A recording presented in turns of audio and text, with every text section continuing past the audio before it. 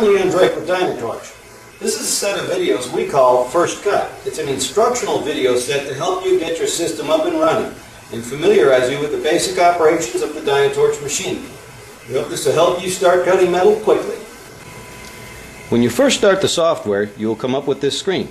You accept the warning about the machine motion, and the system will begin looking for motors. Make sure you have the power turned on to the motors and the software is ready to run. This screen brings up your serial ports showing you what are your valid serial ports. When it finds motors, it puts a green number in that box. At least 3 motors are necessary to run the machine. Here we have 2 and 2. That's 4 motors.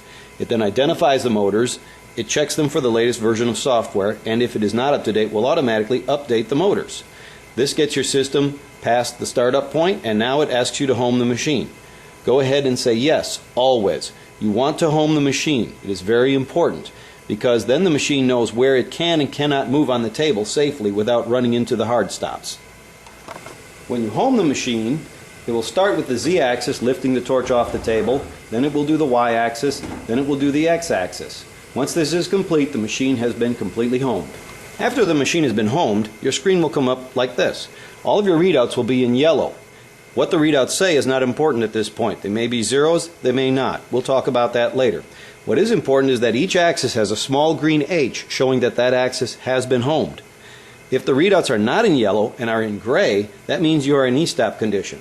I'll simulate that by triggering the E-stop on the torch. And you'll notice that the readouts go gray. Anytime the readouts are gray, you are in E-stop mode and you cannot operate the machine. You cannot jog, you cannot perform many functions. To get it from that back to the operational mode, always click on the words All On in the upper left and your readouts will come back to yellow. Now the system is back up and ready to run. Any E-stop condition caused by arc loss of the torch or the collision detector or a space bar on the keyboard will trigger this. But you always return using All On. The next step is to place your metal on the table. You want your metal to be square with the machine. You can do this by measuring from a hard point on the table to the material, jog the torch down and use the edge of the torch as a guide, or you can use the laser as I see here. The edge of the line is on the metal. If I jog the machine in the plus direction and go to the other end of the plate, my line is at the same point on the metal, indicating that I am square to the table.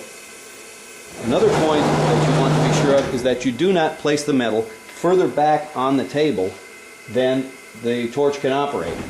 What this means is that the torch is in its home position at this time. We cannot place metal any further to the left or towards us. If we do, we cannot cut in that area because the torch cannot get there.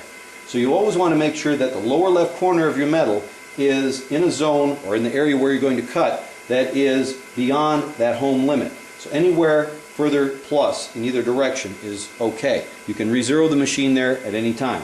You don't want to go too far plus in the Y such that you're going to cut off the other side of the table as well or run into the hard stop on that side. The next step is to jog the machine into position as shown here so that the torch is over the lower left corner of the metal. It may be just over the corner or it may be on the material slightly. You can jog the machine to get to this position, and once you're in this position, we'll zero the coordinates and load a program. Once we are in position, the next step is to zero the coordinates of the machine to the location where we want to begin cutting. To do that, we click on the red button at the bottom of the screen labeled 0xy. This zeroes our coordinates so that we are now at a 0, 0 location and all cuts will be positive from this point. You can re-zero as often as you like anywhere on the table. The system will remember the last location of that zero even if the power goes off on the machine and comes back. It will know that this point on your table is where you were cutting last. We then can open a file. We will select a file that we want to cut.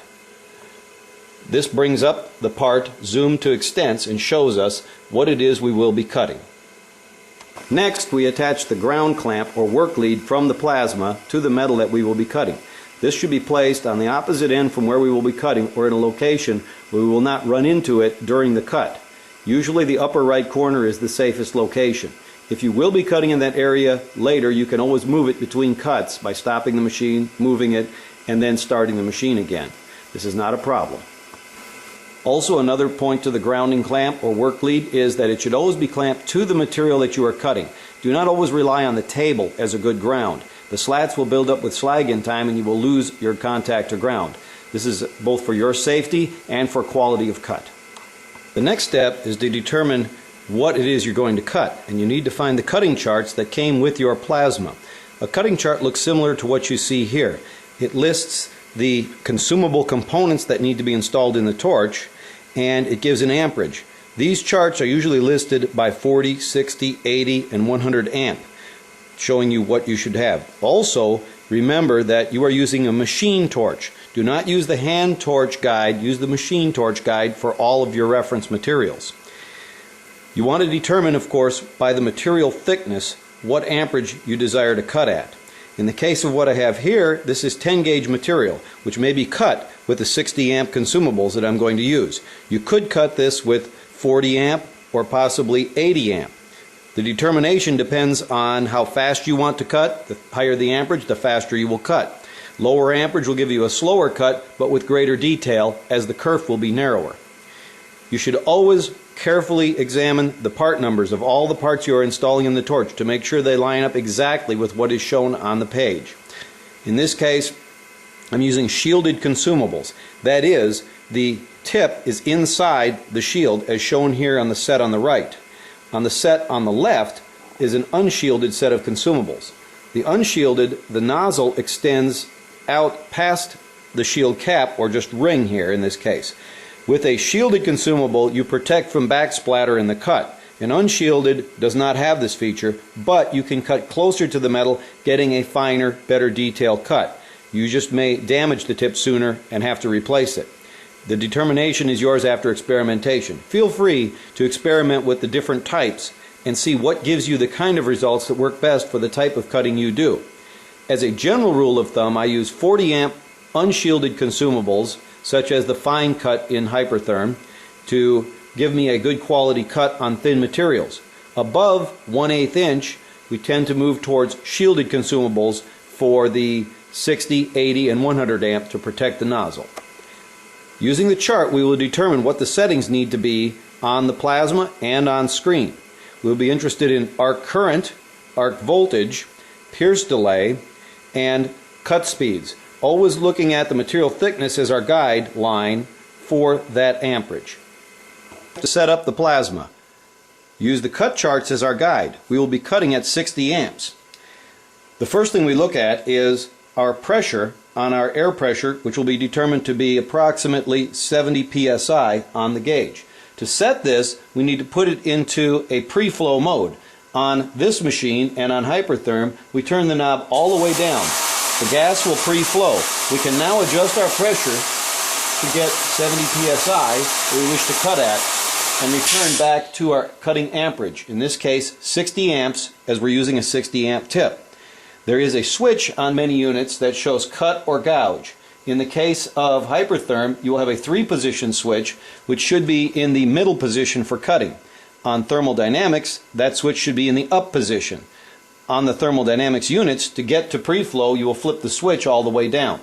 Flip it back to the cutting position before you begin cutting.